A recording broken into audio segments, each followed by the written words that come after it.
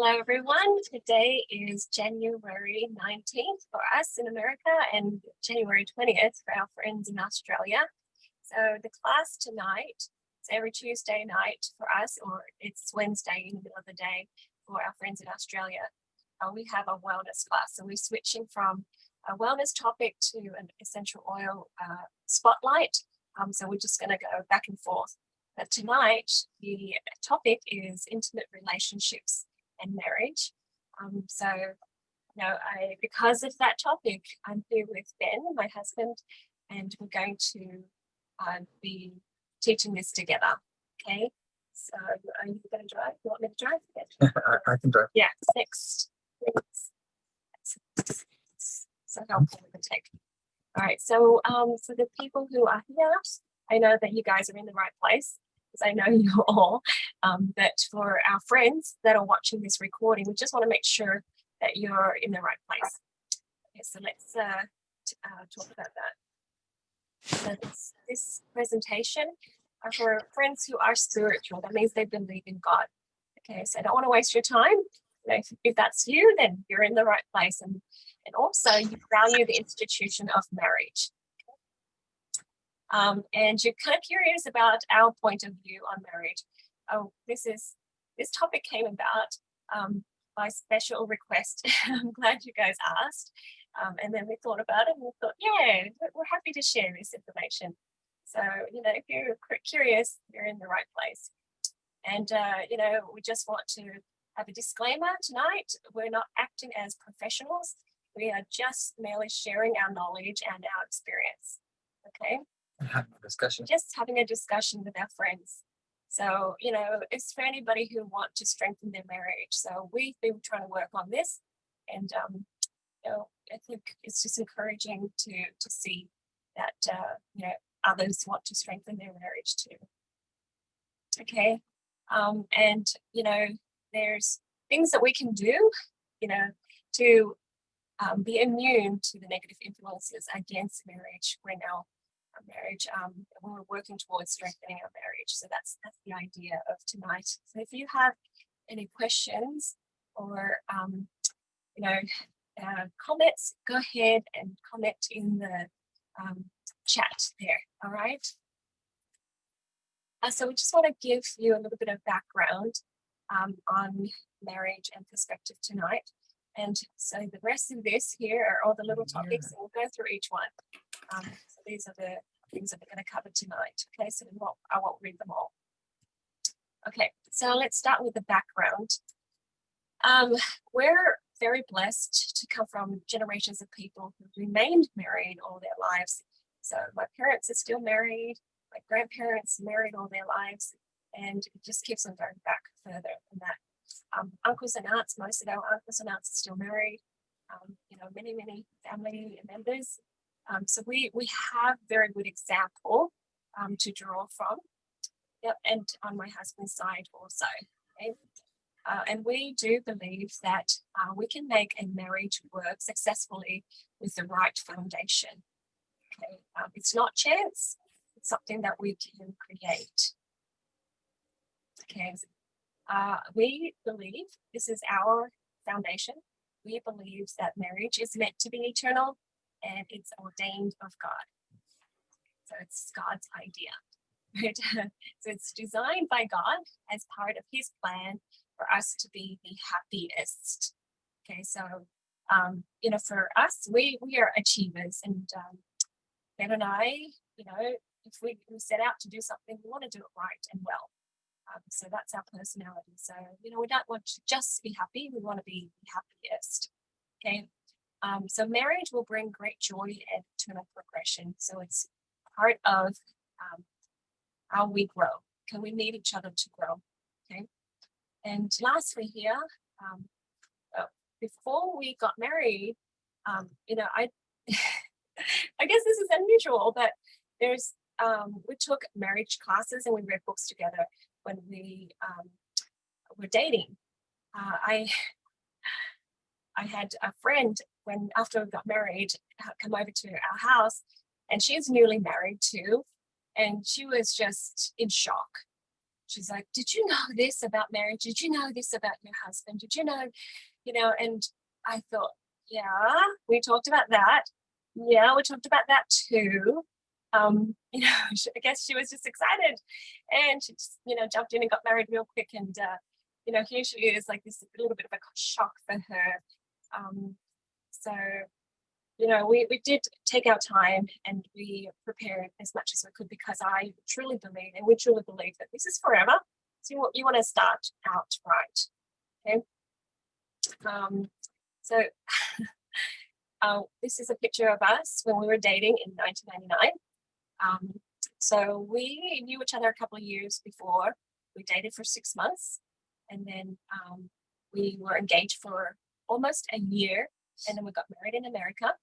And then 10 days later, we celebrated again in Australia with my family in the Vietnamese tradition. So, the whole, was it 7-course meal, big shebang party, at big restaurant. And it was family and friends, close family and friends only. We had 250 people there. We had people flying from Japan and other countries and other places to attend. So that was the traditional Vietnamese wedding for us in Australia. So that's a little bit about us. Okay. Any question? Oh, we have another person waiting to come in. Any questions or comments so far?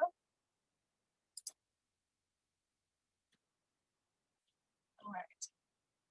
So I just want to, we were having this discussion, so we want to break down things to a simpler way of seeing things. So we want to share with you 4 important tips. Okay, so the first tip is have as much divine personal development as possible.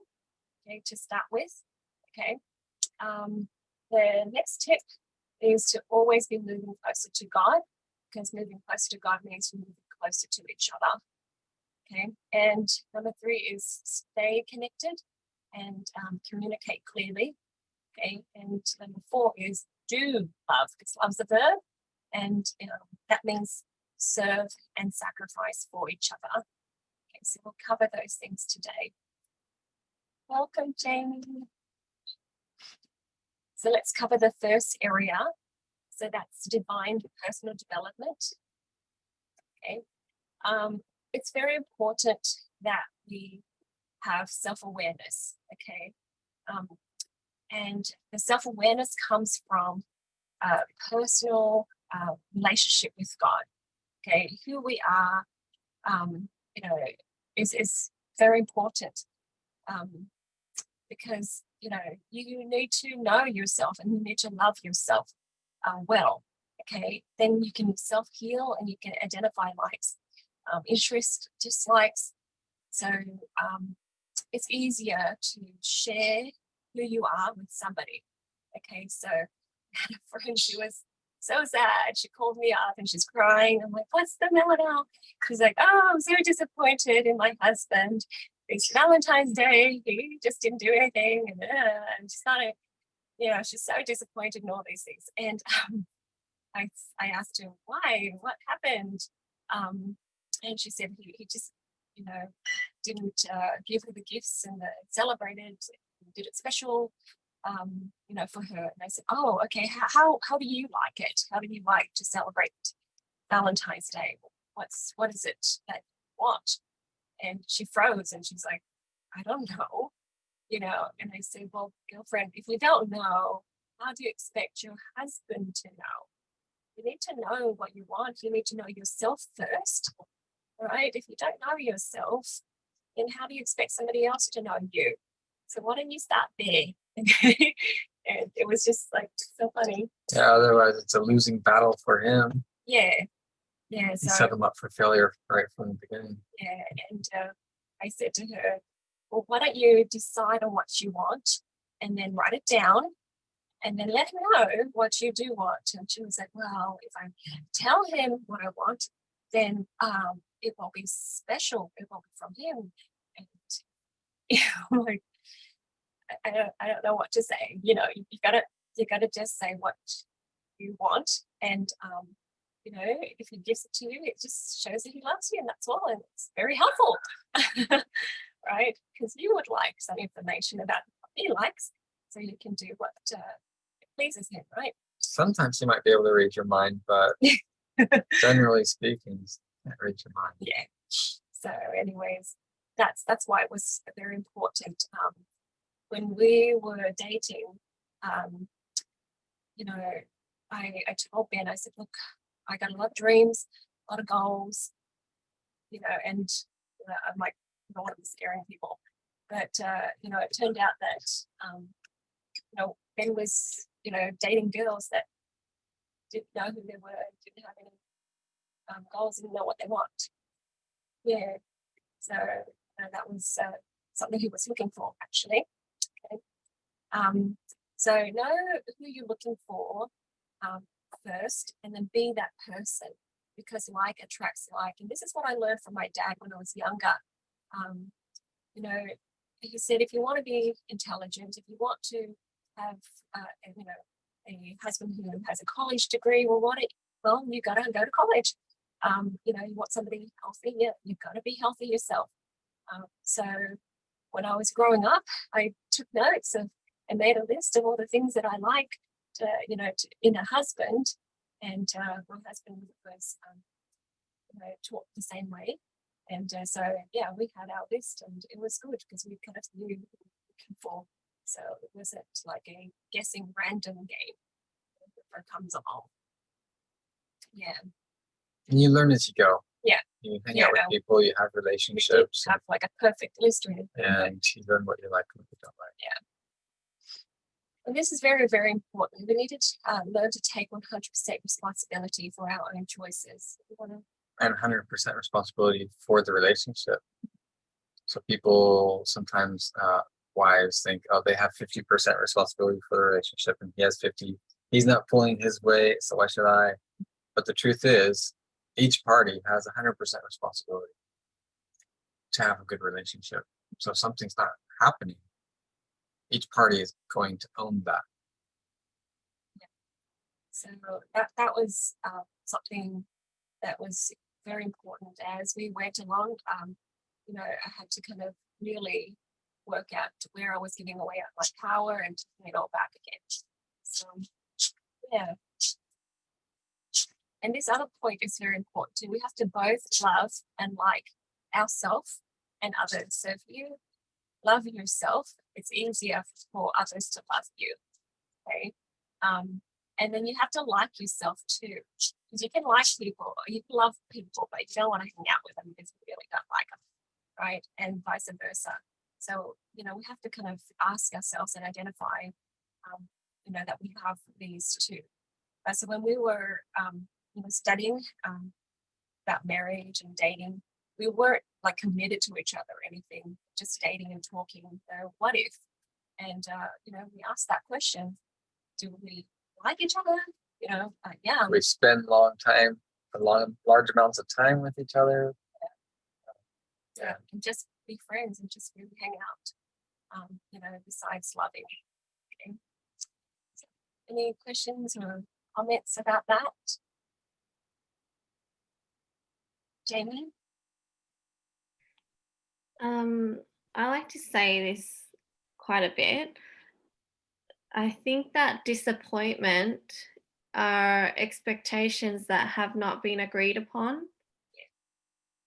So if you are expecting something, but you have not made an agreement with the other person, then you're putting this unfair pressure on another person when you haven't got the okay that they will do it for you. Yeah, hasn't been agreed on. Yeah, we'll talk about that too. Yeah. You set yourself up for failure. Yeah, you do. That's a really good point, Jamie.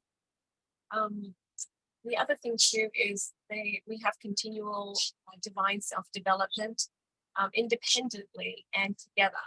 So, you have to kind of have that relationship with God on your own, right, without having to rely on your spouse. And then also together, you can edify one another and help each other grow.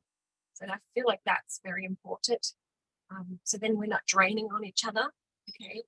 So, we can be strong, which brings strength into the marriage. And so, for those people who are not married yet, be wise in that selection process. The more things you have in common, the better. I have a friend, a close family member, and as in close friend and family. She is in that dating realm, and she, found a guy, and she tells me all about it. I'm like, I'm excited for you. It doesn't seem like, it's totally the right person for you, because there's still buts and, and it's just not quite there. And so we kept on, just holding on to that bar and holding on to that bar. And then finally she's found a person, and she's getting married to that person in the middle of this year. So I'm really grateful that, we honor ourselves enough, right, to honor that opportunity to choose wisely. Okay, so like I mentioned earlier, we both have our list of things that we wanted. Everyone's different, so you can pick this up at a different instant. But I thought maybe I could share this with you, and you can see why we ended up together. Okay, so for me, that someone needs to love and be committed to God first, and have a strong faith, because I don't want a fixer-upper. I really want a companion that I could grow together. So I when we were friends, I watched them, and I saw how committed he was to God, and it wasn't because his parents had faith; it was his own testimony of God. Okay, and there's situations, that happens, and then I still see that he chose God over things. So that for me was a big ding ding. Pro family, children, somebody that loves children and loves family members. So as crazy and weird as he is, when I met his mom, when I saw him in his family environment, his mom is quite short, so he would say, "Hey, mom," and when he greeted her, he picked her up and off the floor, and it was quite endearing. His relationship with his family members, especially his mother. I think that's very, very telling. The way a guy treats his mom or his sisters really tells you a lot about how he's going to treat you when you're in a relationship. Yeah, so Ben tells our girls this, just not the words that they speak, watch for the actions. Integrity, intelligent and loyal. There's things that when, even if I tempt Ben to do things that he's like, no, I just tell him not to do, he's got integrity. He's just will not. And that's really good. Because I feel the same about things too.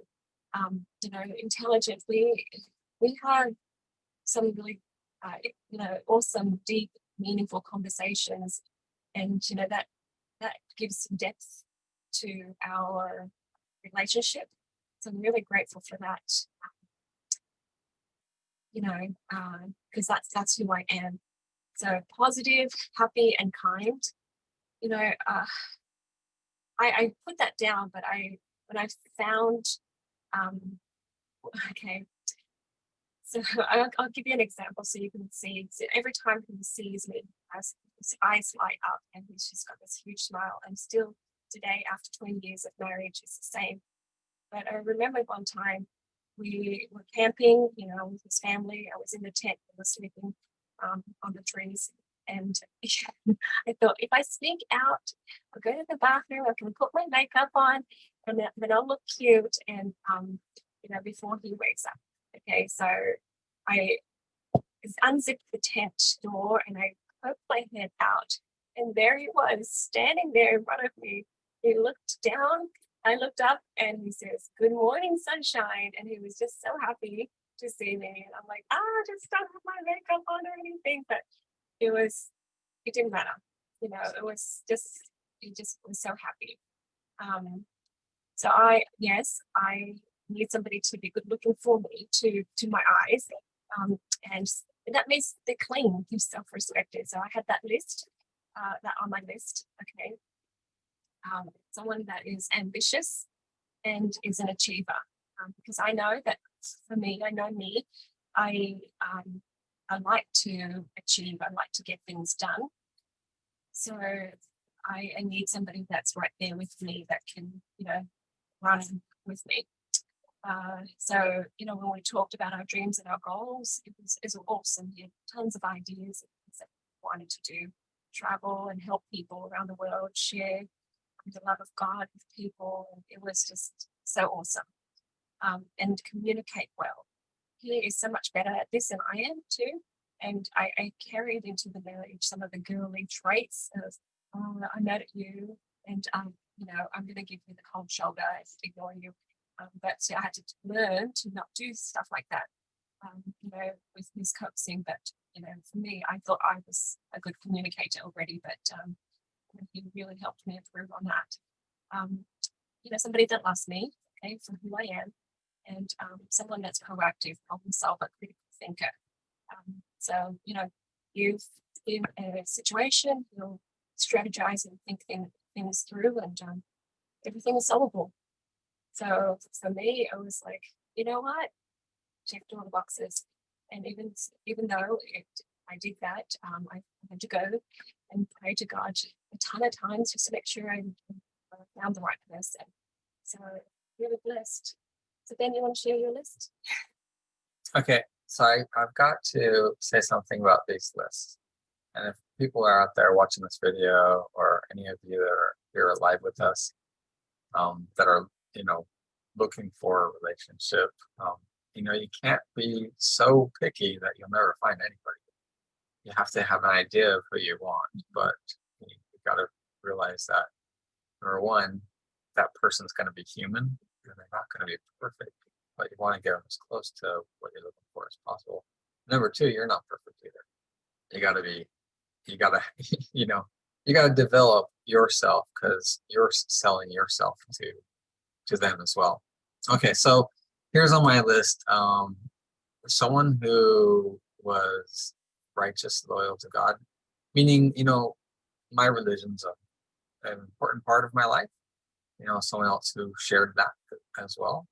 Someone who's loving and tolerant, meaning, they can put up with our differences or whatever, but is also loving.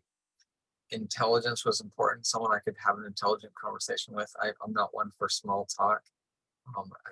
When the conversation is going nowhere, I leave. But if we're having a good, intelligent conversation, that was one of the things that I really enjoyed most. It's someone that I could, talk to for a long amounts of time and educate. Someone who values knowledge and intelligence. Someone I know is loyal. I've got loyal on there twice. Someone who will, have some convictions. Well, loyal to God and loyal to each other. Mm-hmm. Yeah. Someone who's sassy, someone who, I guess has convictions, will stand for what they know is true, takes care of her appearance. Now, it's kind of shallow for someone to demand someone else that's good looking. I think you got to take care of your appearance, and there's only so much you can do as a person. But I think that anybody who, reasonably takes, care of the way they look, will look reasonably good. Someone who has strong convictions, I think I talked about that before, willing to discuss or debate concepts. It's one thing to have convictions, another to be closed-minded to the ideas and thoughts of others. So willing to be able to debate and let others believe different things, and yet be loving and kind to people who may or may not agree with you. Willing to discuss, I said that one already. Someone who likes me, and that's really important. I think that's probably the most attractive quality in anybody else, when they like you. If they like you, then, it makes that's attractive to you. And significant life goals. This is probably the kicker. I remember I dated several girls, when I was first going to university, and there were some that they didn't have any idea of what they wanted to do in life.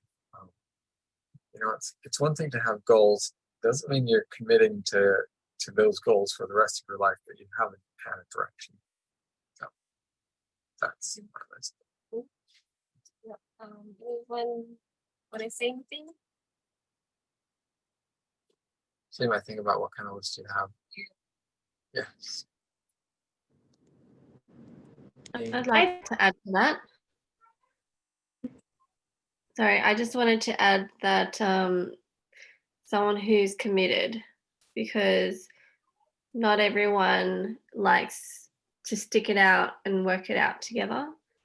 And so there's, you'd want to look for someone who's not a quitter, someone who's going to be like, okay, let's talk about it.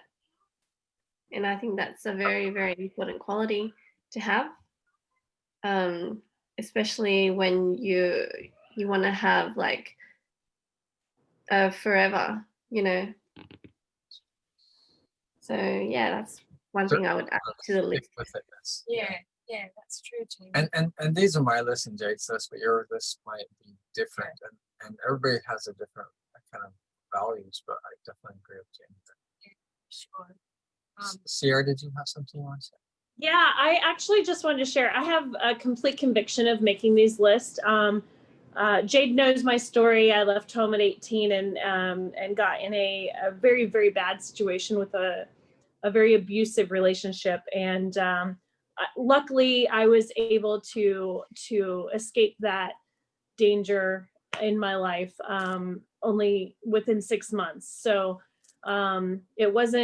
it seemed very long-lived at the time, but overall, when you look at your lifespan and whatnot, 6 months is not that long of a time, but it was a lot to go through.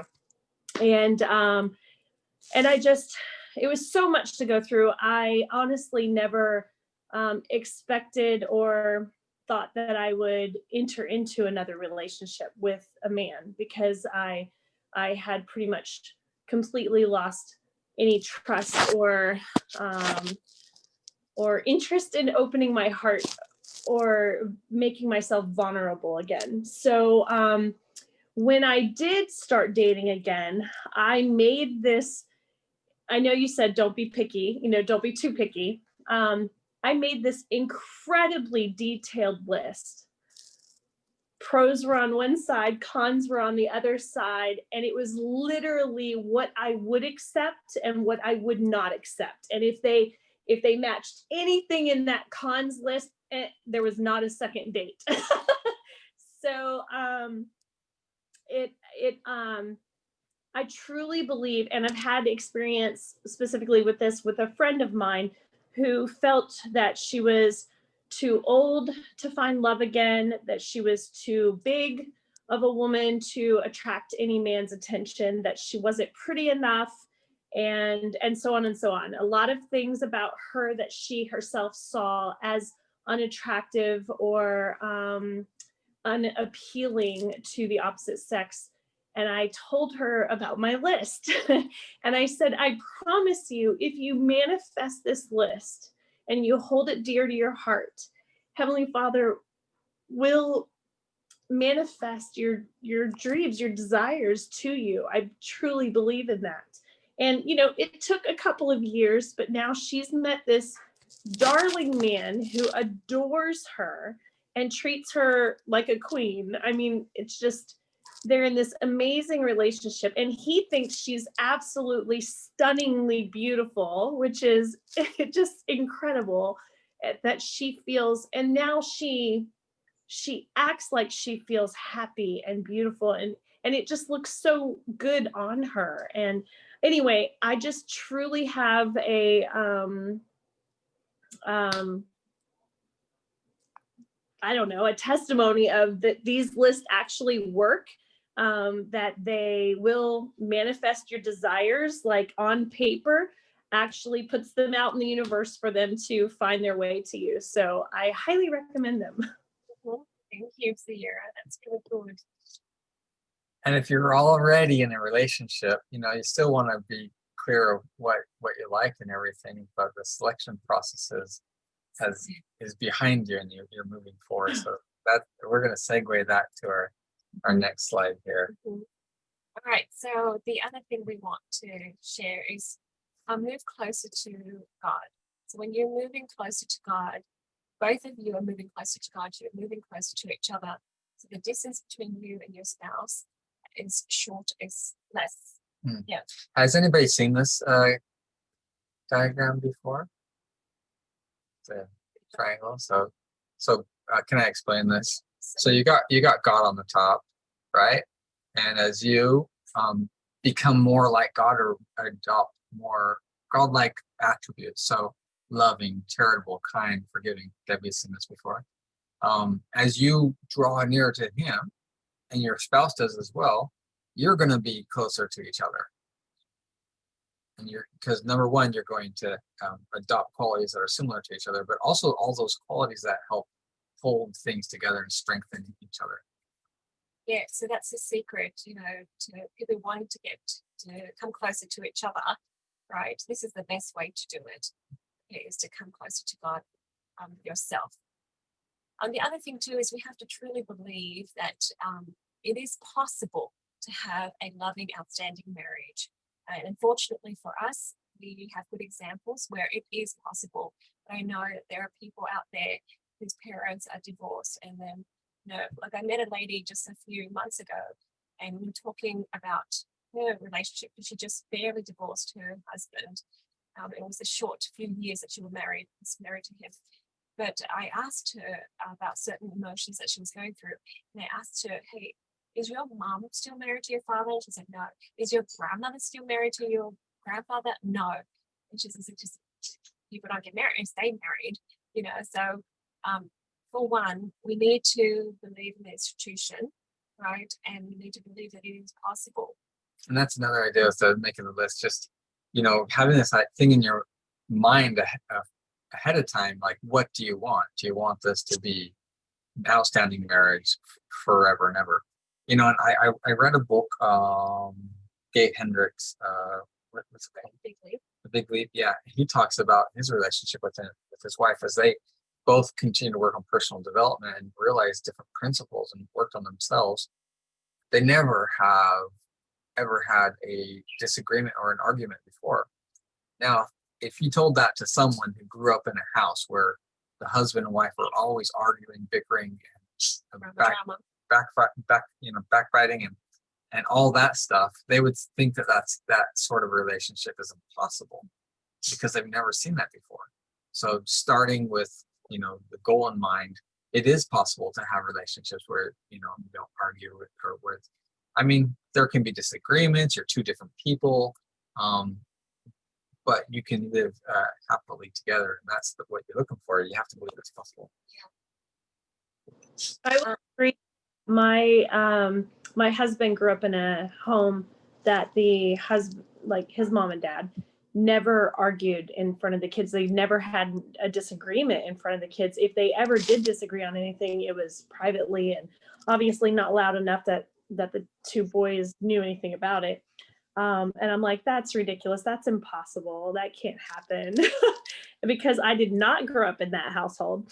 And I honestly believe that there's no way someone could live with another person their entire lives and not have an argument. So, but I've learned a lot. I'm not going to say I have created that in our own home. Unfortunately, our kids have grown up with me being very vocal whenever I feel like it. But that is something that I've worked on a lot throughout our marriage, trying to become more able to communicate my likes or dislikes without it becoming an argument. It's very hard. It's very difficult when you did not grow up, having a good example of that.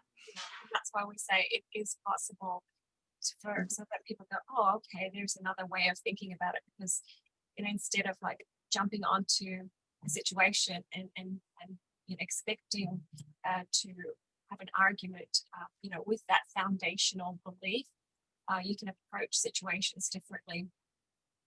Yeah. So next. Our fundamental human needs to be met by God. So if you have a strong relationship with God, you're not needy and you're not draining on your spouse. So you don't need him to be telling that you're beautiful every second of the day. You're not. Thanks. And if you have that strong relationship with God, you know who you are. You know you're important. You know you belong. You know you have a purpose, right? You know that you can choose in situations. So there's so much power there that you don't need to draw on your spouse for that validation, right? And of course, if they love you and they give you all of these beautiful love and importance, it's just the cherry on top. Okay. I see some people who create abusive relationships by them not having a strong relationship with them. And we'll talk about that later too. You want to add anything? Okay, so the divine love within us, when we have a divine love beyond meeting our own fundamental human needs, we will be able to be outward thinking, serving and sacrificing for one another. And that's a huge thing. Yeah, when we serve one another. My parents were arranged marriage, and they learned to love each other by just serving and sacrificing one another. And they still have a strong marriage today.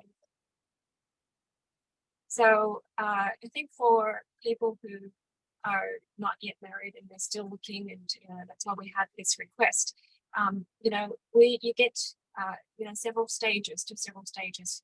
You have the stage of forming and coming together. And that's probably the honeymoon stage where you're like really excited and just this is great, we're together.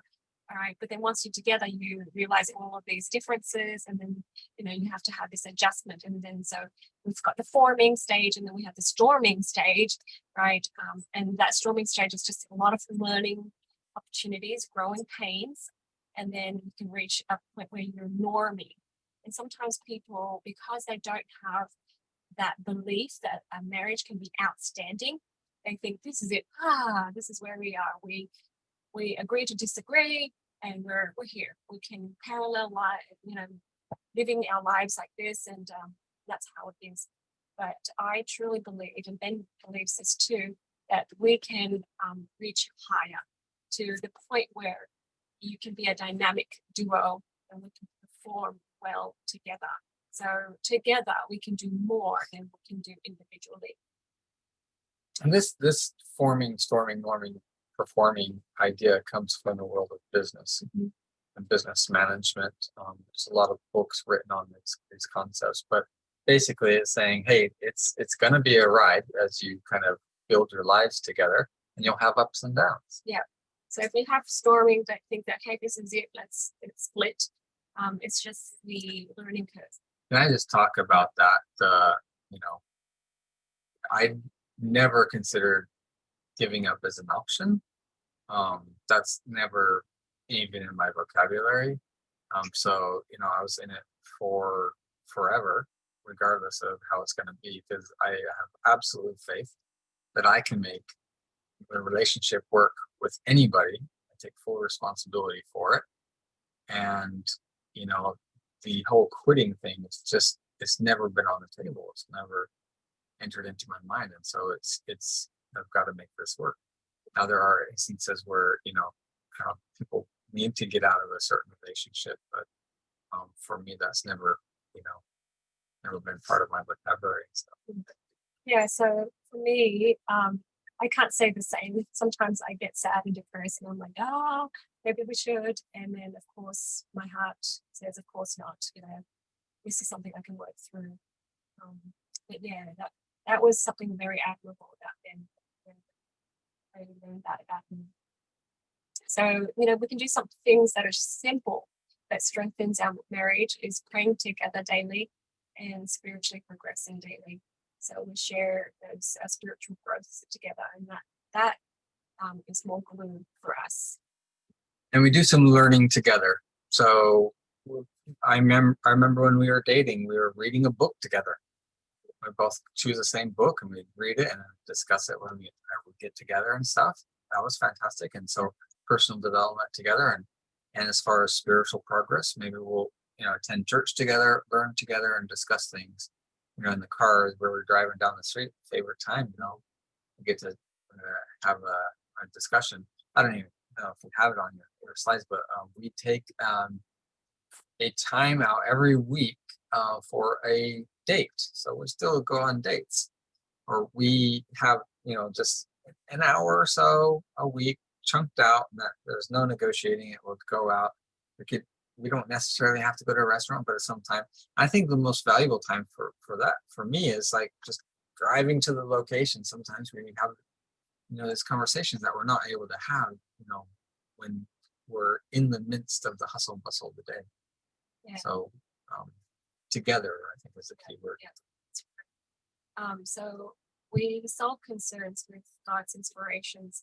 So sometimes we go pray separately, and then we come back and we'll say, what did you feel? What did you get from God? Because He is part of the equation, as you can see in that triangle, of a successful marriage. So so that's important for us. So we have to clearly identify unsupportive culture and to change. And this was tough. And I'll share with you some of the cultures that I discovered. Before we go on to that, I just want to talk about the whole God thing. You guys may or may not be believe in a higher power or whatever, but to have that shared belief with your partner is very important. Whether you both believe in God or not, that's, I think, one of the most fundamental things, beliefs that you should share. The more glue you can have in a relationship, the better. I remember Jade told you about how we read books, and we took some classes on marriage and stuff before we were married, because we wanted to have the best life we could, and marriage is a big important part of life. And one of the things I remember learning early on is like how can you make a relationship work? And the more glue you have in relationship, the more things you have in common, the better you'll be able to turn out. Now, Jade comes from a way different background than I come from. We grew up speaking different languages. We grew up in different countries. We grew up, different.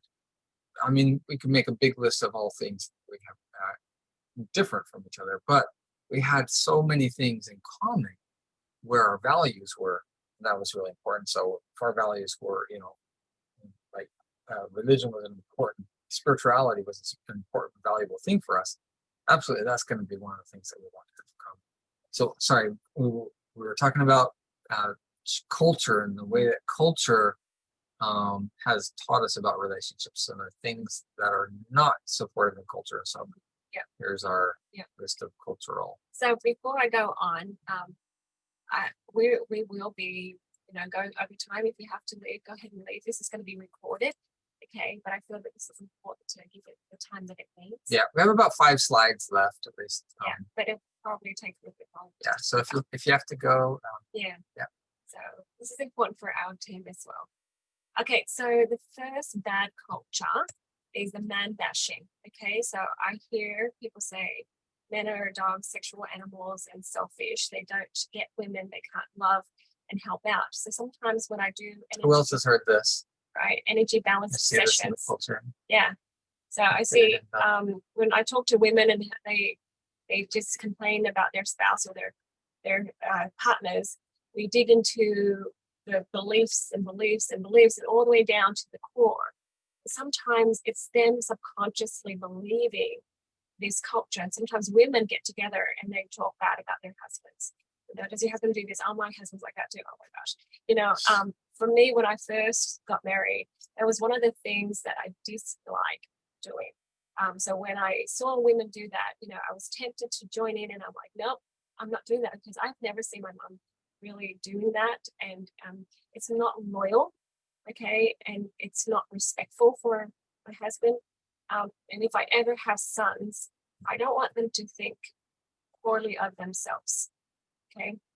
Because And the main idea is like you want to get to the place of super happy relationship, right? Yeah. Man bashing's not going to do it. And I Yeah. guess we could have written women bashing Yeah. sometimes. yeah, but I think, you know, just because my audience are women, you know, it's important that we don't do this. So I asked some of my friends, I'm like, okay, so think of a guy that's really good, you know, like Jesus. Yeah. And I said, well, men, you know, who are like Jesus can be loving and kind and compassionate and understanding too. Okay. They can love and they can be loyal and respectful for each other. And your sons can be just as wonderful as your daughters too. So Men are people too. one lady, If you you know, prick us, don't we do it? one lady I was doing a session on recently, she said, oh, my sons, blah, blah, blah, they're turning out to be like their father who is this. And she spent all her life bad mouthing her husband and men in general in front of her children. And so if her sons hear that stuff, you know, they're going to think that they can't control themselves. They think poorly of themselves. You know, they're ashamed of themselves. So, you know, they think they can't control themselves either. And so it sets them up for Subconsciously programming them to have a bad experience in life. it really sets them up for that negative outlook. So who's seen this in society? Does everybody know how to use their emotes? Yeah, thumbs up or whatever. What's an emote? Emojis, Oh, emojis.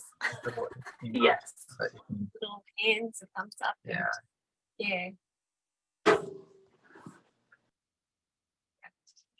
I hear men bashing a lot online, but because I don't have friends like that, so we don't have men bashing sessions, but more like so like this happened and I don't know how to deal with it. Yeah. Like, what do you think we should do? Yeah. Yeah. So I like that too. And you know, my sister and my mom will get together. It's like, what do I do about this situation? I'm trying to understand it. But it's not the same as, you know, these are guys and this is how they are, right? And when you believe that, then you can't change things when this is who they are. You know, they're cheaters and whatever. And it, you know, it breaks my heart because imagine your son hearing that. I mean, he's gonna go out in the world thinking, I can't help myself. I'm gonna, you know, this crazy animal, right? I shouldn't trust myself, right? I said to my mom recently, you know, I said, you know, when we were growing up, when Dad does something, you know, she would always, you know, explain it to us, you know, because she's not gonna, you know, be, you know, saying bad things behind his back to us. And she said that. She said, I didn't want you guys to think poorly of your father, you know, so she would say things and explain to us why he's, you know, today he had a hard day with guys, you know, this is how it is. So I really appreciated that civility. And these are really important points to discuss with your partner. Exactly. You know, about culture.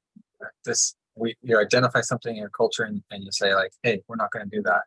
And then you spit in your hands, handshake or blood oath or whatever.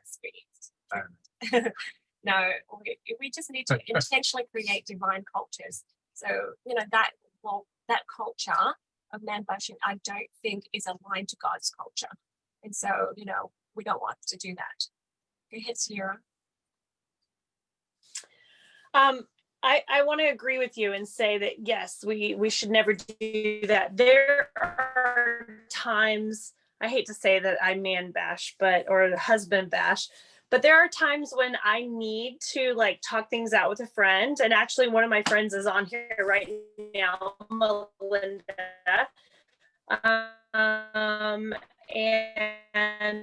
And my other friends, I don't like do it with everyone. There's pretty much two people in my life, Jody. And the reason, type of friends that will say, all right, Sierra, but how could you have handled this differently? And maybe you're reading too much into this and you're not paying attention to that. And like, they'll really give me they're like, unbiased opinion about, sometimes they agree with me, sometimes, most of the time they don't. And Melinda could tell you, she's given me different scenarios several times that I'm like, wow, okay, I didn't look at it that way, and maybe I need to go home and apologize. So sometimes it's really good for me to talk things out, even if I'm so angry with Tim for whatever, he's done to like upset me in that moment or whatever.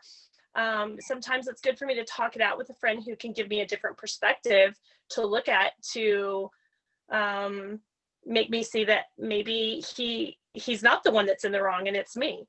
Yeah. That's a good and supportive and helpful behavior. That's not man bashing at all. Man bashing is when you say all men are like this.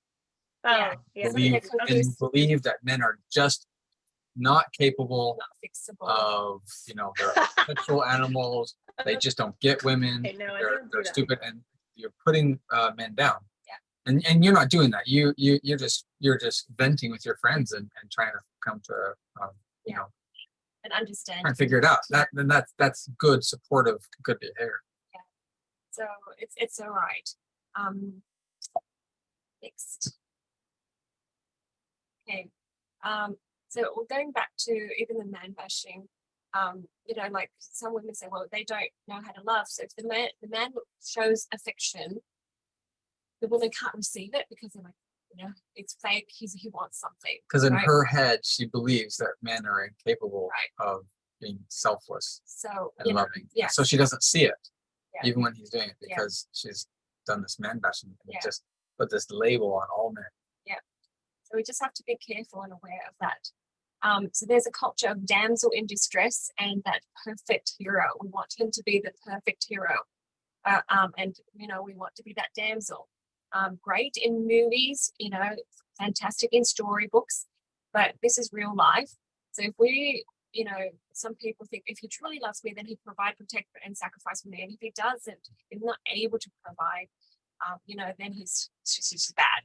He's a loser, and he's not allowed to have fears or weaknesses or be sad. And shoot him down when he fails. Right. And then, the woman being a damsel says, I can't this and help me here.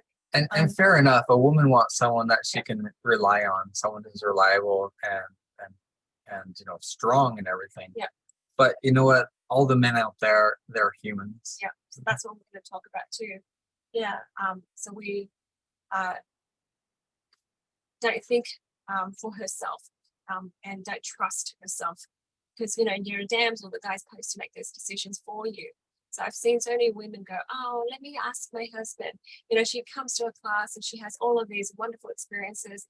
Oh my gosh, I feel so much better. My neck and my shoulders, this is amazing.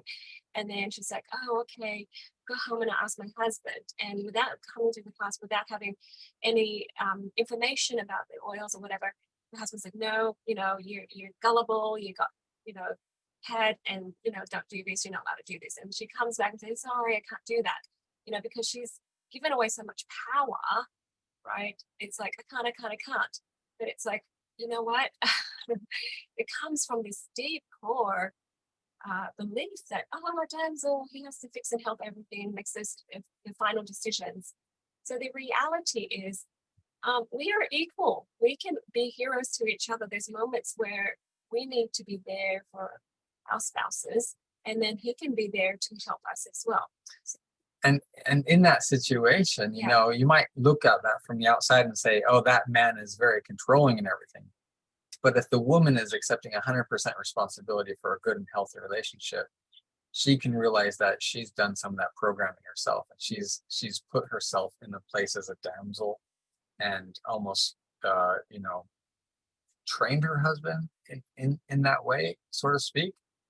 Not speaking her mind, not telling the husband what she wants, and bending to his every whim and will, and creating problems so he can come rescue her.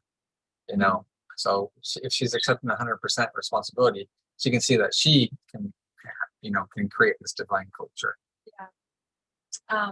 And so we have to realize that men are humans too. So imagine if your sons grow up, right? They're not Superman. Right, they will have moments where they work hard and they're tired and they can't keep up, so that's okay. So just like women, we can both provide, both protect, both sacrifice for one another.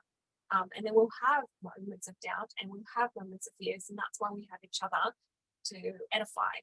So sometimes when you have that damsel in distress mentality, you can easily get disappointed, like Jamie was saying.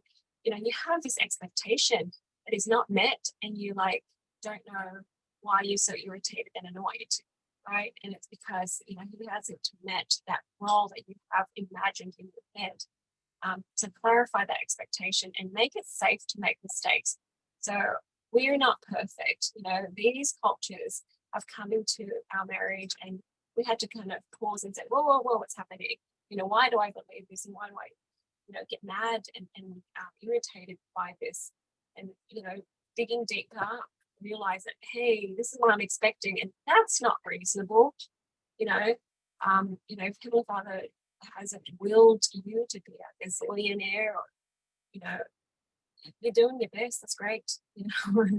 That's sufficient. So if your husband has a bad day and you're like, holy cow, you're not the knight in shining armor I need and want, and then you're ready to kick him out, that's that bad culture ruling the day. You've got to realize guys will have a bad day. They'll mess up sometimes. You can't just throw away a perfectly good guy because he's not a perfect knight in shining armor. Yeah. So recently I had a lady, she was sharing with me that, when I shared with her this, she's like, oh my gosh, all my life I've been putting my husband down because he didn't meet my perfect hero, Prince Charming picture that I grew up with, all that Disney idea in her head. So it was like letting him off the hook for the first time. So let's talk about the divine culture of the good version of this. So yeah, I mentioned that. So you're both human. Both of you have the job to support each other, and you make it, safe and everything. And it's good to have these this dialogue and discuss it with each other. Okay, so women criticize themselves, especially about their outward appearance, as if their outward appearance is the measure of their worth. Am I cute enough? Am I young enough? Am I, whatever, right? Yeah, if we have to leave, that's fine. So this, when they think you're a woman and you have to take care of your appearance, they sometimes draw attention to their flaws. There's a big zit on my face and you keep pointing it out. The guy probably hasn't noticed until you pointed it out. Okay. And then, it shows that you're measuring your worth by something that's not even that valuable. It's not the same measure that God would measure by anyways. And when you measure in that way, you're comparing and you're competing, and it's never designed to be successful. It's not something that you can succeed in. So you can always lose another pound. You can always, be taller, prettier, skinnier, or whatever. And, you always be unhappy, but then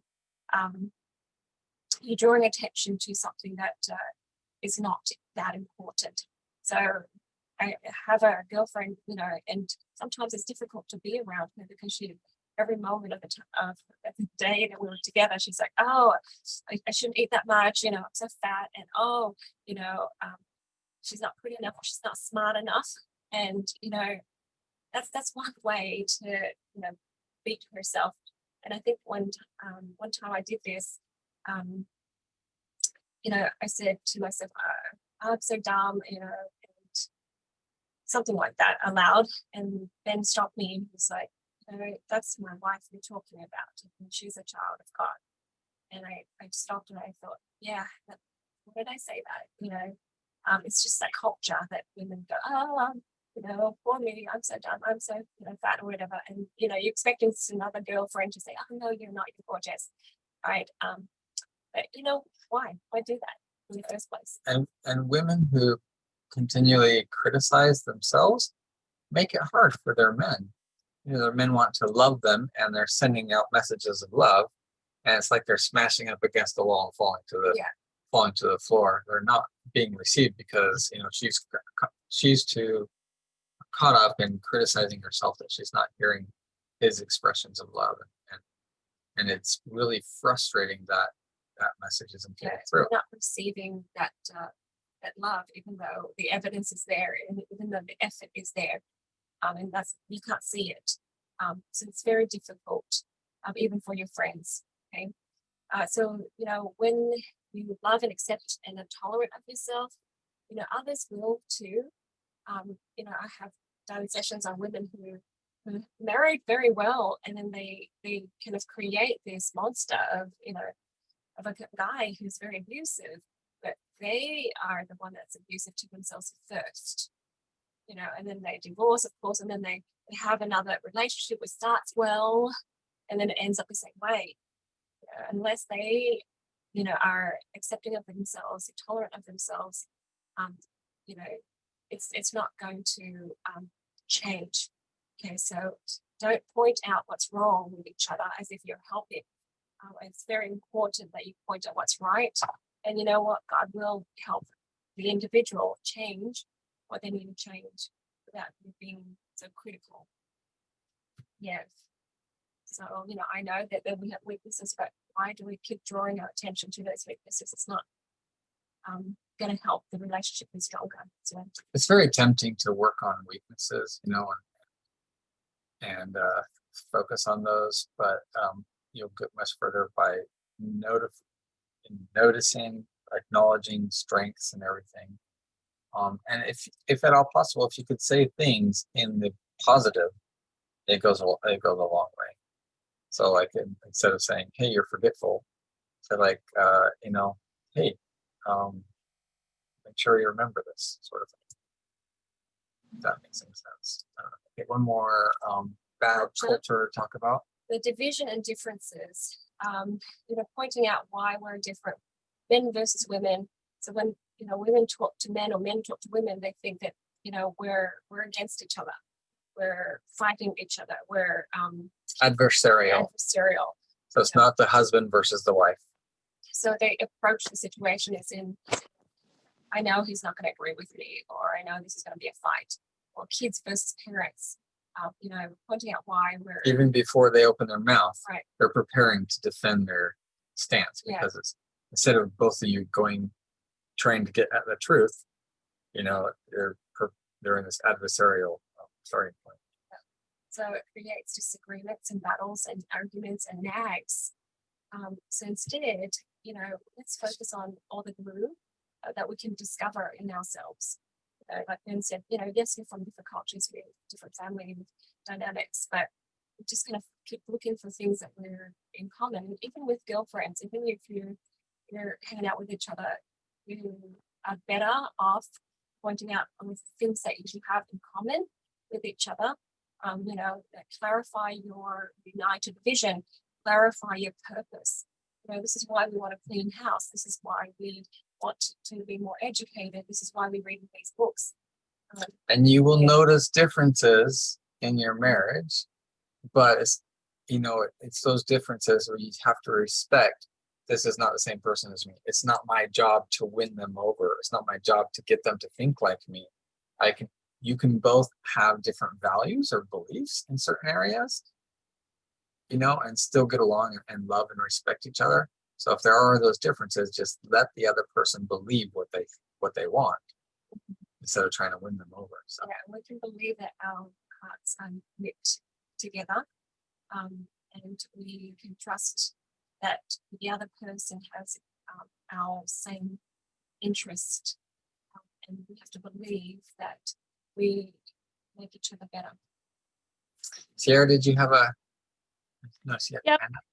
Hey, Jamie already touched on it. I think one of the biggest things that I've learned, we've been married over 27 years now, is I was never taught to share expectations with my family, with my friends, with a significant other. And I have very high expectations most of the time. And if you don't share those, like Jamie was suggesting, you really need to let your significant other know what your expectations are, and what your hopes are, whether it be for a date night or just in, I mean, something more serious like having children, how many and such. Like your expectations being shared in a relationship is way more important than I ever would have imagined. And probably 90% of what caused any arguments that Tim and I have had in our relationship was because I had high expectations that weren't met. I got angry about, and you can't, it's not fair to be angry or upset or disappointed in expectations not being met if they have absolutely no idea that you even want those expectations met, much less how to do it. So And also, just because you have those expectations, he doesn't have to cave into true. them. Exactly. So So sharing is, yeah, I totally agree. That's very important. as I've learned to share my expectations, I have shared them sometimes, and he's like, yeah, well, I mean, he'll tell me reasons why that expectation is too much, too high or whatever. So, yeah, and it's really an important thing to do. And Jamie, I wish I was as young as you when I learned that. So. Thank you so much for sharing that. My 10-year anniversary of marriage is coming up, and so we're quite excited to reach that milestone. And I've always had the belief that marriage can be very happy, and we don't argue very often. My husband, on the other hand, had grown up with a very broken family, and his parents had divorced when he was really young. And so he didn't always believe in marriage, and he didn't always believe that there'd be a loving marriage. But it's such a journey to work on these things together. And I feel like in order for a relationship to work, we need to just accept each other the way that we are. And if something doesn't sit right with you, then you need to say, well, this is what I want, or expectation, and see if they want to agree on that. If they don't want to agree on it, that's okay as well. But expectations need to be agreed upon, because if they're not, then we're just adding all this pressure on them and telling them they're not good enough. It's like, no one wants to feel that, no one wants to feel like they're not good enough ever for you. So even with my husband, I allow him to have his weak moments by creating a safe space. Like if your husband's going through something that may seem like unmanly or something, it's still okay, because you should allow them to voice their opinions and not laugh at them. So I do my best to listen to my husband's issues, and I never ever laugh, because to me it's something that is hard to be vulnerable, and you have to accept them as much as you can when they're sharing their vulnerability. And that's one of the things that I feel like helps our relationship stay strong. And I wanted to just share that little bit. Because you're human too, and you're going to have weaknesses, and you're going to want that bubble of protection and safety as well. And that really allows both parties to bring up really difficult issues and to discuss things and to have a safe place. And that allows for growth and bonding together. If you don't have that, you're stuck in a very hard place where you have something you want to share with your loved one, but if you do, it's just gonna blow up. And that's not a good place to be in. Because I say to him, like, it doesn't make me love you any less. Yeah. I already know all your dark and dirties, like I don't care. So yeah, it's like, what's another thing that he can share that is not going to make a difference to how I feel about him? That's really wise. Thank you so much for sharing that, Jamie. I had to learn that, we had to adjust. It's like sometimes culture and then just your knee-jerk reactions, and then it's like, I'm sorry, what did I just do? Right? resolve that together. So number 3, guys, is stay connected and communicate clearly. So listen well and seek to understand. We need to communicate how the other person understands. Okay, so it's different to how we understand. So if I want something from Ben, I want him to understand me, I have to understand him first. So I would communicate to him in his way. So I'll, make a list, and I'll, do some math or whatever, and just kind of logically reason and help him in a way that, I think that he would understand. So speaking his language, basically. But yeah, and he's a very good listener, so he knows what I need and want underneath. So we're talking about the expectation thing. And why do we want those things? There's a belief and there's a need underneath those things too. Like, I expect the house to be clean, but why do we want it to be clean? Because this shows that you're respecting me. Okay, and why do we need that respect and feeling of importance? So we sort of have to be self-aware and understand ourselves well enough to clarify that. That's good. Okay. Yep, plan and set goals together. Sometimes, we want to do something or achieve something, but you're running here and you want this thing, and they're not on the same page. Okay, and we're not always on the same page, and it's hard sometimes. Especially when you're in a marriage and you share resources. Like, if she's saving up for one thing, he's saving up for another thing.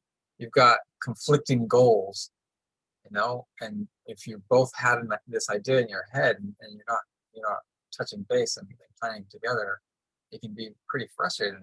It can start to be like competition and stuff. Yeah.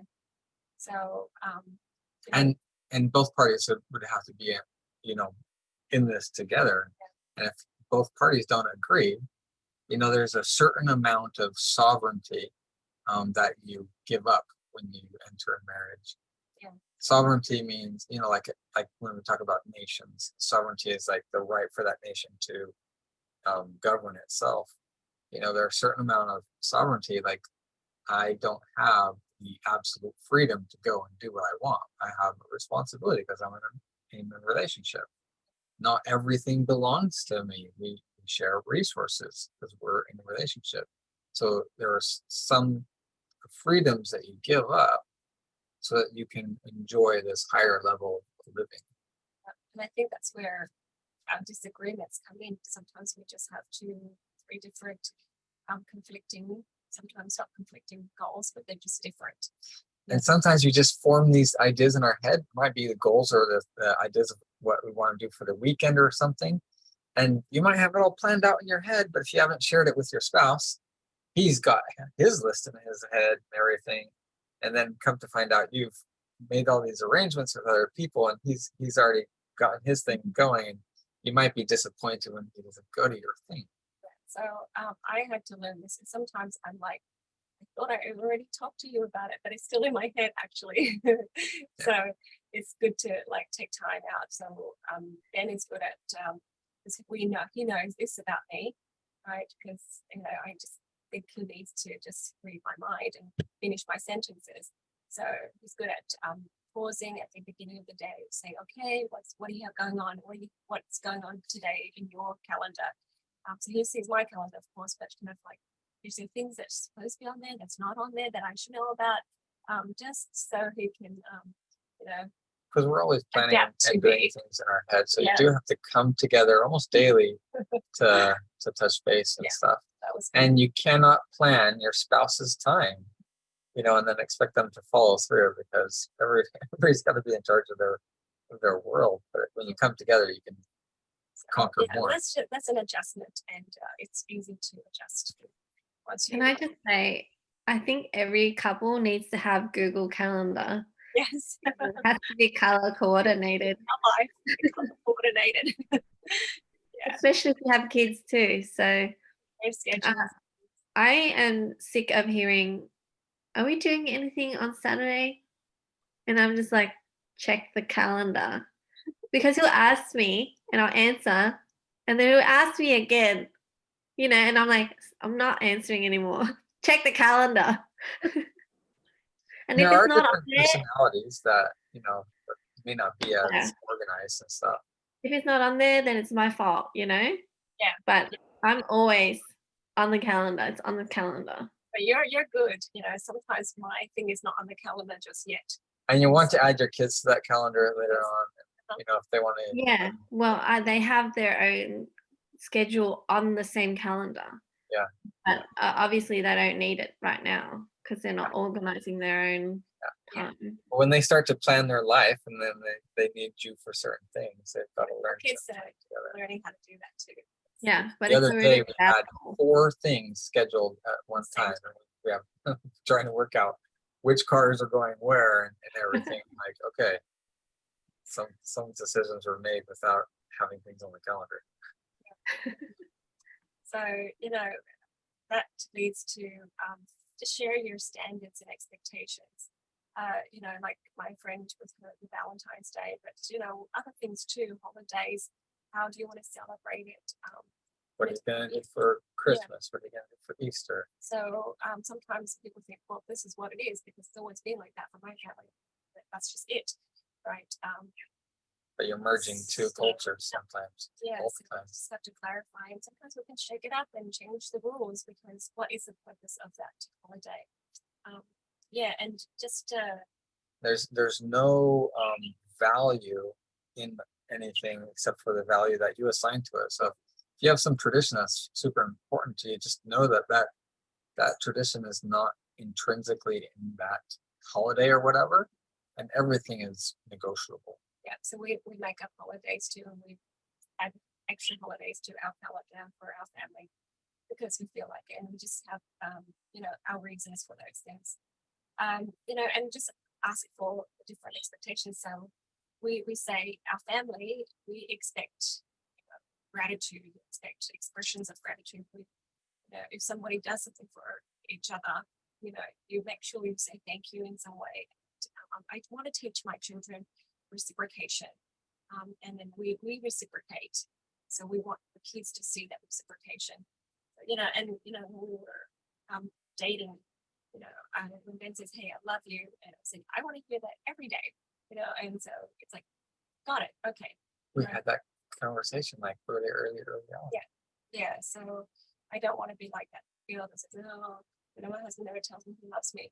There are some families that just never Yes. say the words "I love Yeah, you." just say that. You want that? Yeah. Yeah. And then also practice clear communications in the bedroom as well.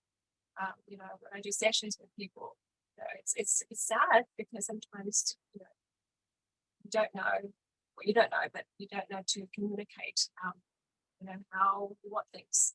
So that's very important because having a very unfulfilled sexual life can lead.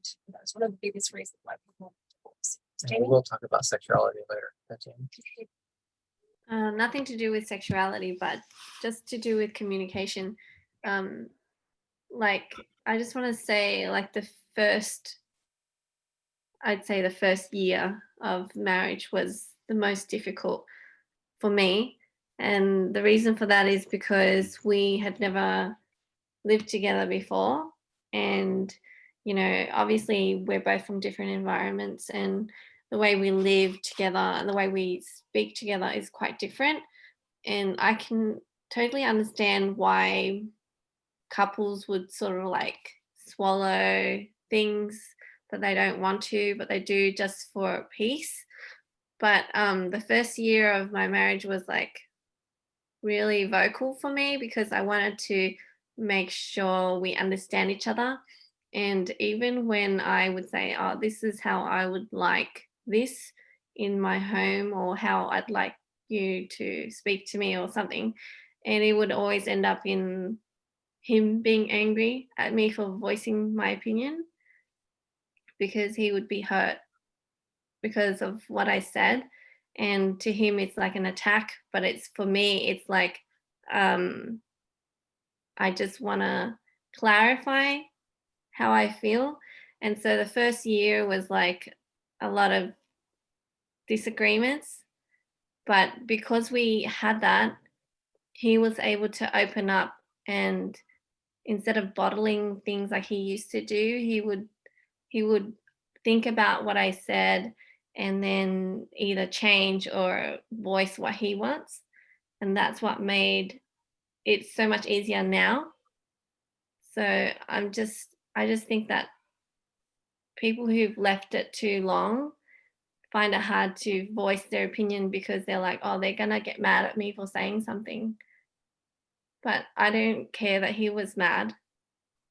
I don't care, but I wanted to make sure that we understood each other. And so that was the leg Like that relationship after. Yeah, difficulty adjusting to an open communication Yeah. relationship. Yeah. So now we're on the same page as to communicating like instantly. Oh, not in front of the kids, but like if we don't like something, we point it out. Yeah. And not in a critical way, but out of love. In a loving way, and it's that tough love, you know. Yeah. You got to say this thing, and you know they're gonna have some difficulty with it, but you got to say it because Yeah. right at that moment, you're not worried about what they think about you. You're more worried about them and their happiness. Yes. Yeah. Because I don't want to be like bottle it up and then blow up like later on and then they don't understand why you're angry, you know. So, So so that's exactly that next point. You take the time to communicate positively and supportively. Whatever it is that we need to change, it's supportive to our in relationship. I think it's can be difficult at first, but then you get to a stage where you really understand each other. So that's why I put there lavender oil, just calm, figure things out, experiment, and cardamom, just step out and just not be so subjective, right? Be objective about things and see it from both points of view, but just for the relationship's sake point of view. Like what you guys were talking about again. So open communication and being honest, like Jim said, and don't play the guessing game. Guess what I'm thinking game. So I did this. It's really a romantic idea for someone else to guess what you're thinking. And sometimes it does happen and it's really fantastic. But when you're expecting that to happen on a regular basis, and the truth is that there's no magic there, you are two separate people, and you get disappointed because they're not guessing what you're thinking, it just sets you up for disappointment and the other person up for frustration. So I think when we first got married, I did that, not talking to business, but I think later on, with Ben's insistence, it's like, what's wrong? Let's talk about it. I was able to identify the fact that I just need some time to think about this because it's just mumble jumble in here, and I'm not sure how to, unpack it and deliver it in a way that you would understand, because I don't understand it yet. So he's like, okay, so why don't you just say, I'm figuring this out. Give me some time to work out what I'm thinking, what I want, what I'm feeling, and I'll, share it with you when I've worked it out. Because sometimes it's just I'm mad and then I just can't talk. So it was good for us to kind of figure that one out too. Yeah, it's perfectly okay to say I don't know, or just give me some time to think about it. Even in the highest tense conversation situation, like in a court of law, a good lawyer would say, give me a few seconds, let me think about that question before they prepare the response, because there's no rule that says you have to be a quick wit. You can sit and think about what you're going to say. It's better to think about what you're going to say than to say whatever pops into your head. Yeah, we do need to have a filter, understand that we're trying to say this in a positive, supportive way, a defensive way. Okay, so we worked out some rules for talking and roles. Because there might be some things that you're expecting, you want help with something, and the other person might have a completely different idea of why you're coming to them. Just want to share with you some of our. So we've got 6 roles, or communication roles. So this is found on Ben's website too, if you want to look for more information. Just ventilation. So someone that you just want to vent to, so they just need to shut up, just listen to you complain because you never let it out, and figure out whatever is in there. And so you just want to be heard. Like you might be really pissed off. Someone just did something that, Really and you just have to, hey, can I complain for just a little bit? Yeah, Can I vent for a while? And you go, blah, blah, blah, blah, blah, I feel better. Yeah, so But you just feel like you have to be understood by somebody on the planet, and make you feel better, and just get it off your head. You're not looking for your partner to solve your problems or anything. It's just, hey, let me tell you this thing that's really annoying. And once it's gone, it's gone. yeah, And but you can it's your both release it. responsibility to ask for that form of support. So you can say, I need to vent right now. Just Yeah. If you're venting and the other person's trying to solve your problem and you haven't told them that this is what you're doing, and it takes a little bit of maturity to recognize what your needs are as well. Yeah. So just pause for a second and then practice asking for that role. Be a listener. So I just want you to listen to me right now. Okay, I need to be heard. Please actively listen with questions, but no unsolicited advice. So you help them dig through, deeper and deeper. Are you feeling this way? Why do you think you're feeling this way? And then just help them unravel what's inside. So this is different than venting. Venting is it's almost negative. This You is like just got to thinking blow off aloud. some steam. Yeah. Listening is you're not looking for advice. You just need to speak out loud. You think out loud, yeah.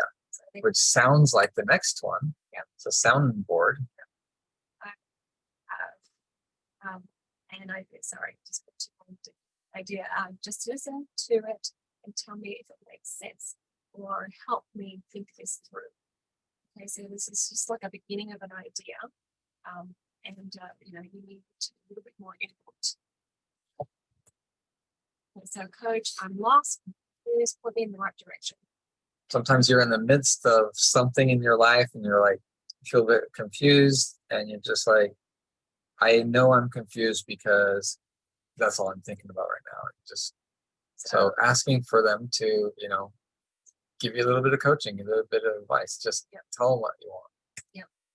Cheerleader, I'm sad, I'm discouraged, encourage me and help me feel happy. Okay, no advice needed. So imagine if you need a cheerleader and the other person thinks you need a coach, and they're all telling you off, holding you accountable for things that you didn't do. And that just makes you sadder and sadder. And it's you got to figure out what your needs are and tell the other person. Yeah. So validator, I'm not sure of myself right now. Drill look it down. Tell me that I'm okay, right? Yeah. This is not you're necessarily sad. It's just that you're unsure. Like you had a plan and everything. You're putting it in action, but is this working? Yeah. You're doubting yourself. Yeah. And if your partner's honest and you're on the wrong track, they can tell you. So the main goal here is don't try to solve the person's problem. When you try to solve your partner's problem, your spouse's problem, it's almost like saying to them that, hey, you know what? I know you've been thinking about this for 3 months, and you just told me that, and in 3 seconds, I've been able to solve your problem. You must be a stupid moron. That's what it almost sounds like to some of your partners. It's almost like you're not smart enough to solve this, so let me solve it for you. And the same is true for your kids. When you try to solve their problems, you inadvertently tell them that they're not capable of solving their own problems. So we just have to just be careful and pause before we give advice. Yeah, or ask them, would you like some advice? And then they can say, no, I just needed to tell you what's going on. Like I say, the same is true for your kids. Sometimes our kids bring problems to us and we're like, oh, that's pretty tough. I understand that can be very confusing. What do you plan to do about it? Or here's your problem. You go solve your problem. It sounds like tough love, and it is, because they need problem solving skills. And sometimes we try to solve people's problems because of our problem, because we want validation, because we want to feel important, we want to feel needed. When you're solving someone else's problem because you want to feel needed, that's inward thinking, and it's not going to serve them. It's going to send them one sometimes message. it's uncomfortable. like when they're suffering, you're uncomfortable because you feel it too, and you just want to fix that. But maybe they need to kind of work it out. So, it's not your timing, it's their timing. Okay, so number 4. Thanks for being with us, you guys. Is everybody understanding? Any questions at this point? Is this too much or good information? Thumbs up, thumbs down. It's a big topic, so yeah. I tried to. It's really great information. I'm soaking it all in. Fantastic. Thanks, Debbie. All right. Yeah. So number 4, okay, the last So number. let me go to this slide. Yeah, go All right, so we talked about love being a verb. This is actually an idea we got from Stephen Covey in 7 Habits. You know, some guys tells him that he's fallen out of love, and he's like, "Well, what should you do about it?" He said, "Well, love her." It's like, "What? We don't have love anymore." It's like, love her. Love's a verb. And just recognize that love's a verb, and that means serving. That means being mindful of that person. It means giving, and yeah, love could mean a lot of things. So we'll talk more about that. Responsibility. We talked about this before. You've got to take 100% responsibility for a good marriage, ahead. relationship. We need to love yourself.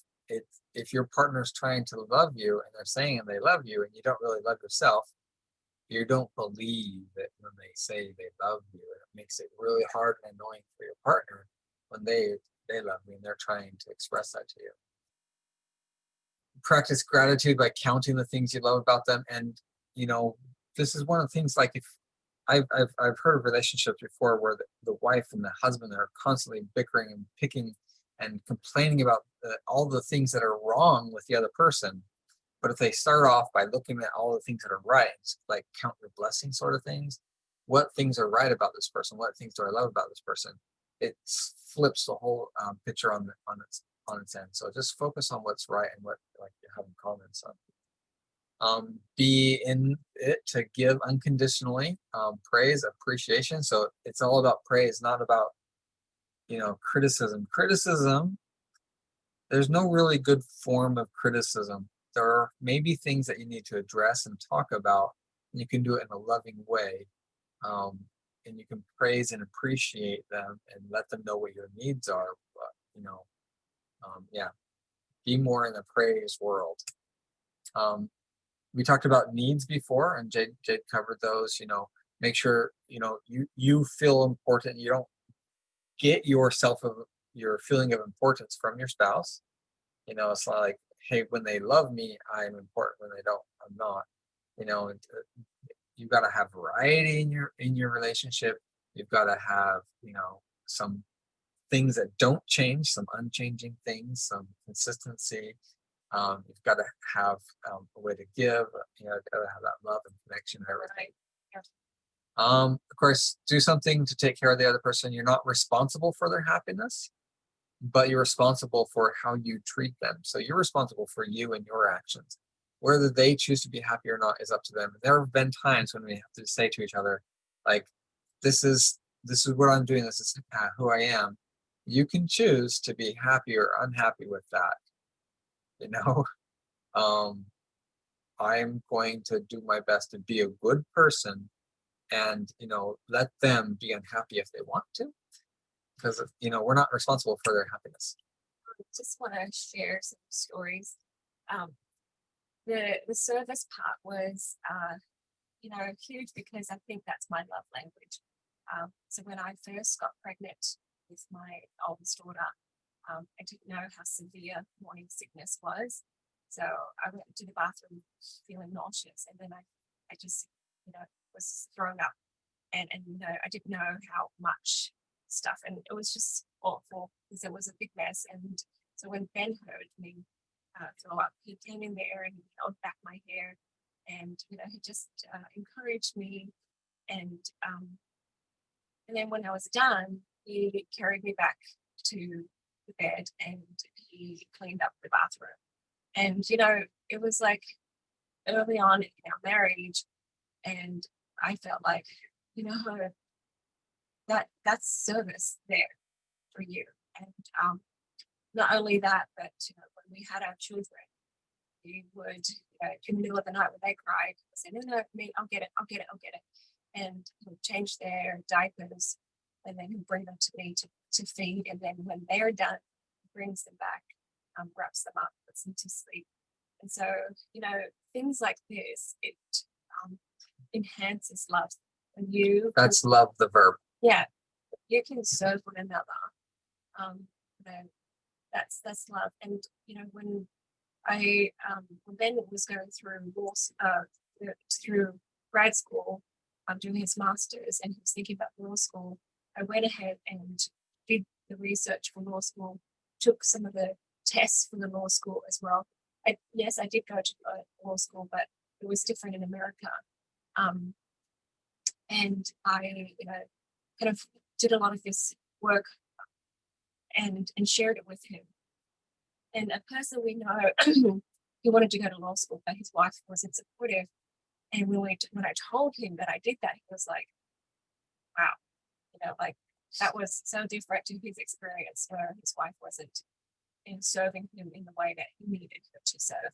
So I feel like, you can find lots of opportunities to serve and sacrifice for one another. Yeah. So that's a service aspect of it. And accepting them. You've chosen this person, you've already made your decision. Put the decision behind you. You don't remake that decision. Hey, do I want to marry this person? You've made that decision, so that's behind you. Your decision now is to make it work. And you got to accept them for who they are today. You might have this grand vision of who this person can become. And back to the decision-making process, you'd never make a decision like, hey, I want to marry this person based on their potential. You've got to look at who they are today, and there is a risk involved in jumping into a relationship or entering into any relationship. But for the person they are today, you've got to accept them for who they are.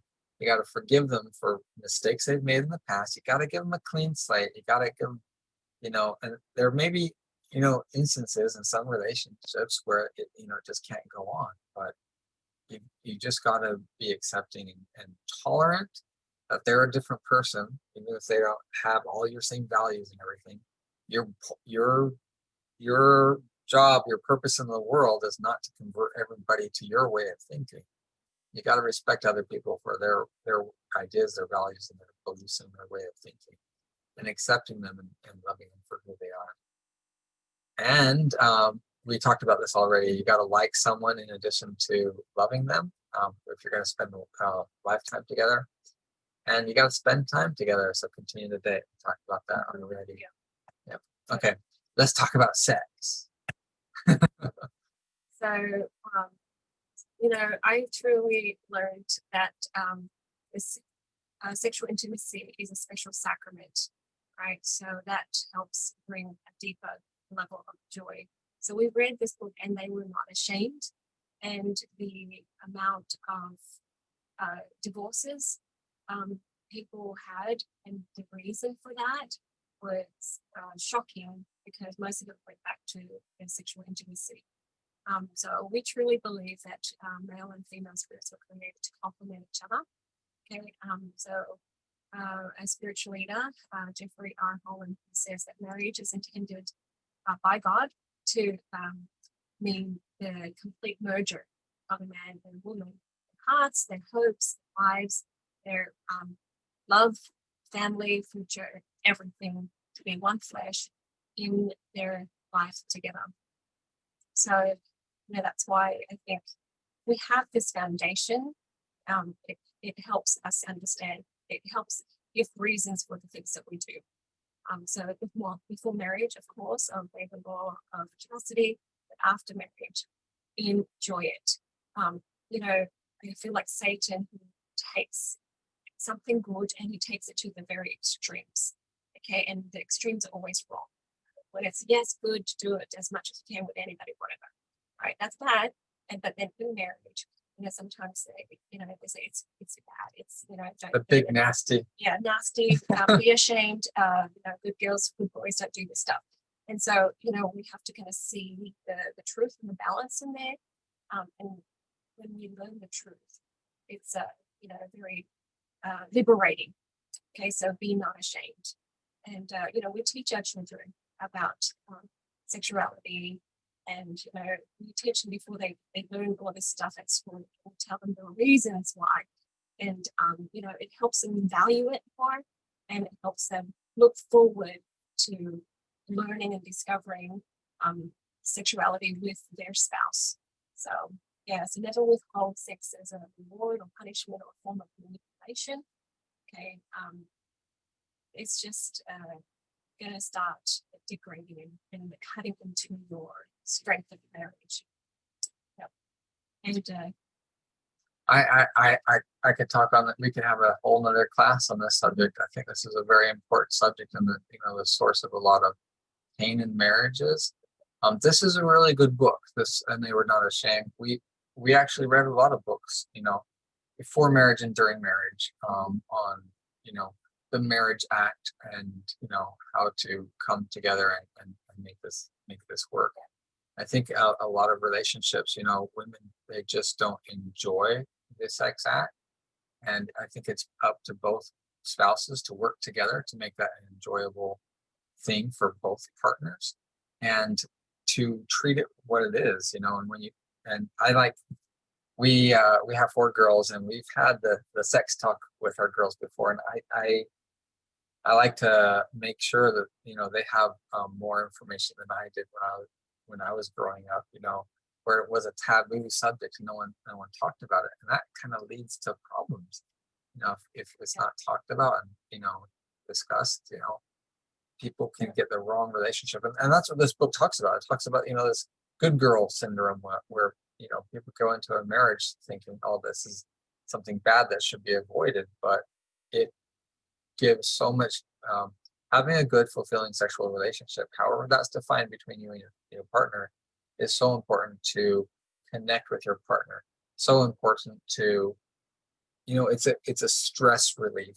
It's good for your health on so many levels, and good for your soul and connecting and everything. So I think it's a very important part of marriage. Yeah, and I think sometimes women are ashamed, of admitting that they like sexuality, sexual intimacy. So, this book really helps us open our communication to understanding ourselves, understanding our bodies, and understanding that is a huge glue in our marriages. So, anyways, we have essential oils to support this.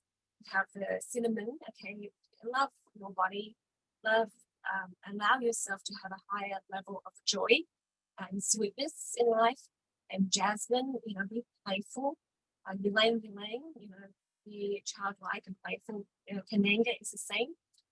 Cassia, I can do it. Ginger is power, right? And ginger and cassia are good for men, for the libido, and clary sage and geranium for women, and their libido. So, we can both enjoy each other, and, that actually is, another level of connection that really is a glue in the marriage, and gives you confidence.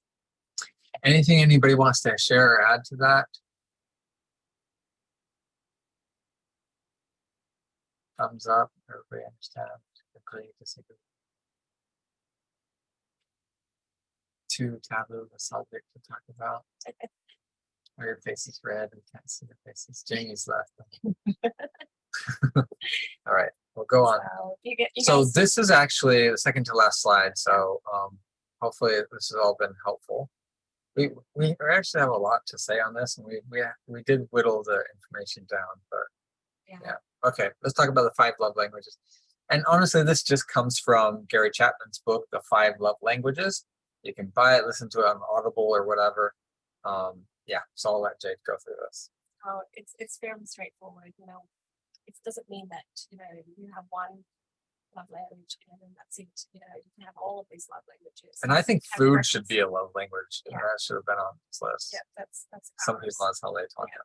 So you can have different degrees of all of these too. So words of affirmations, using words to build up the other person. There's saying thanks for taking out the garbage, and not if it's about time to take out the garbage, the flies are going to carry it out for you.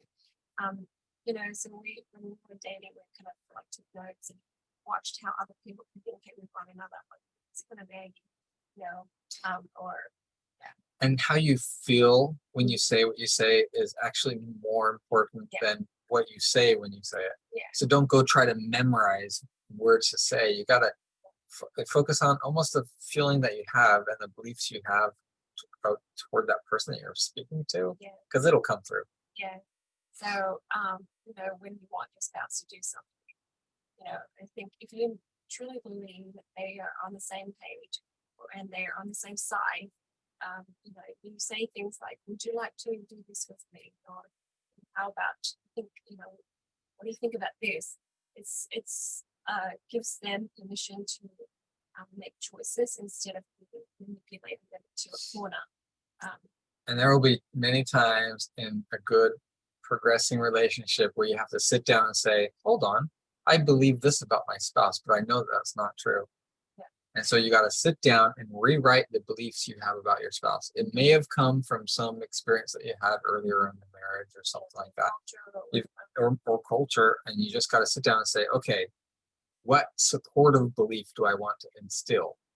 You know, just say, recognize that that bad belief is there, no matter how, you know, and argue. You could argue for that bad belief, but you're arguing against yourself. Yeah. Just argue to have a good supportive belief about your spouse, and when you believe that way, it makes communication a lot easier.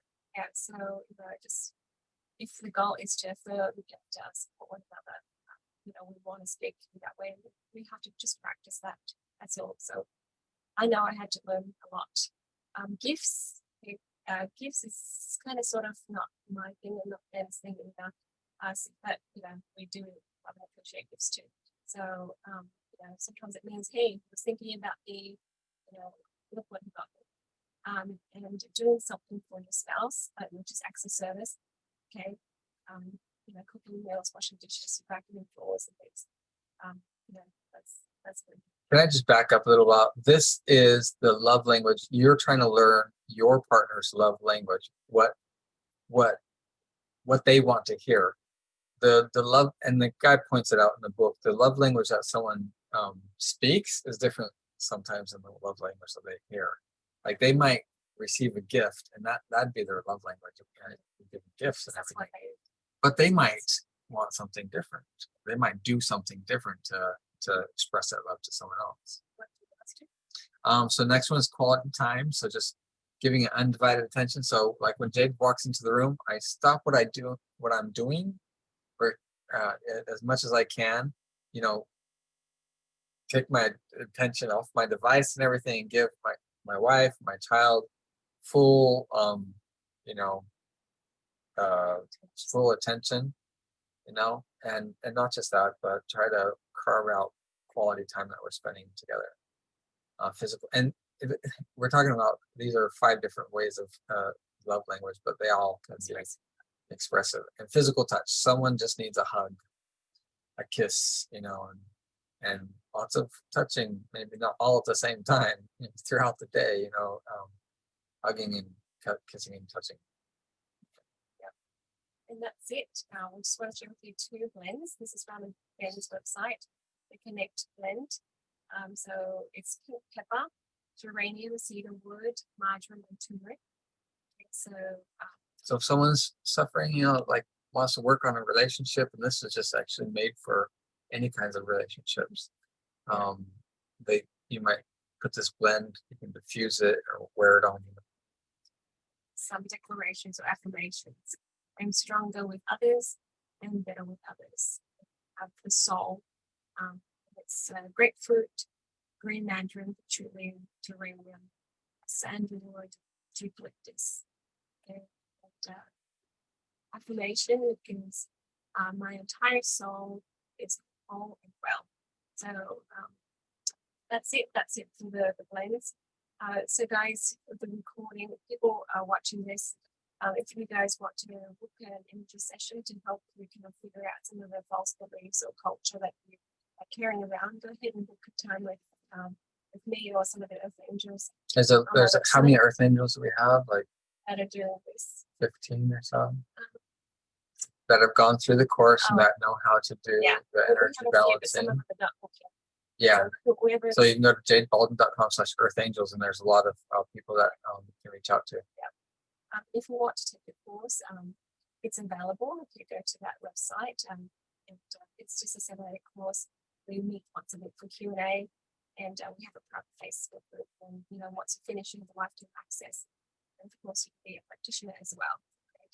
So for people who are watching this video and who don't have a doTERRA account, there's lots of benefits to having a doTERRA account, and buy kits where your membership fee is waived. That's pretty much You it. can reach out to us in the comments or through email, and we'll start a conversation with you on that. Yeah, so thank you so much for watching this with us and being with us today. So we can go ahead and We're going to go ahead and end the recording. Well, why don't we take any questions or comments that anybody wants to say before we end the recording? they're saving it to the end. Yeah. Okay. All right. Well, thank you everybody who has been watching this. We're going to go ahead and end the recording when I can find that. There we go. Okay. Bye.